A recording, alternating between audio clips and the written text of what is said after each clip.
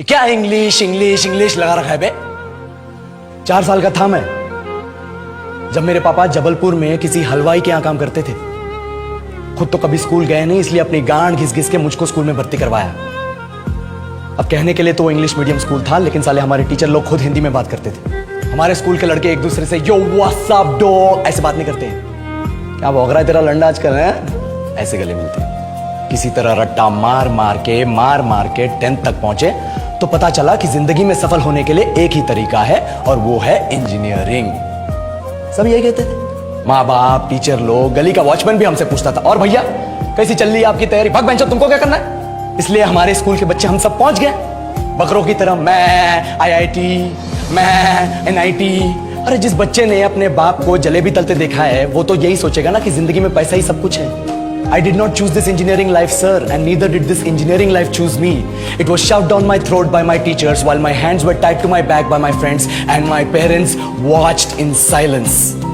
और इंग्लिश सुनेगा तो मादरचोद तो सुन।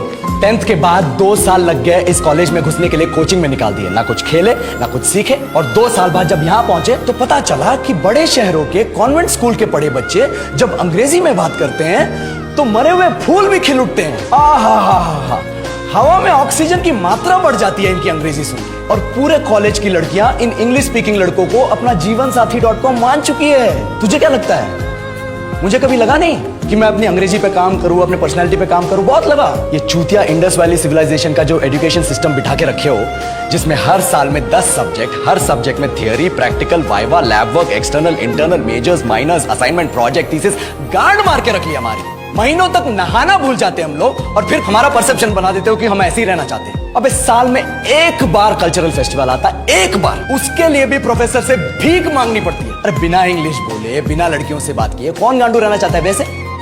पर टाइम कहाँ है कुछ सीखने के लिए? लगे पड़े हैं कोडिंग सीखने, 3 लैंग्वेज सीख रहे हैं, अलग अलग इंग्लिश छोड़ के। लेकिन जब प्लेसमेंट्स की बात आई तो सबको एप्टीट्यूड चाहिए, पर्सनैलिटी चाहिए, इंग्लिश स्पीकिंग चाहिए। It is not that we can not speak English, sir. We are just very conscious of our diction and our pronunciation and we are not confident to speak in front of anyone else. If the curriculum was a little bit diverse, if the engineering colleges in our country focused on our all round development instead of functioning like a goddamn factory that is just mass producing robots by killing their dreams and handing out degrees, I would not be sitting here in this pointless HR interview, the likes of which exist only in our country. ये लो sir, बोल दिया मैंने 4 और line अंग्रेजी में। अब बताइए,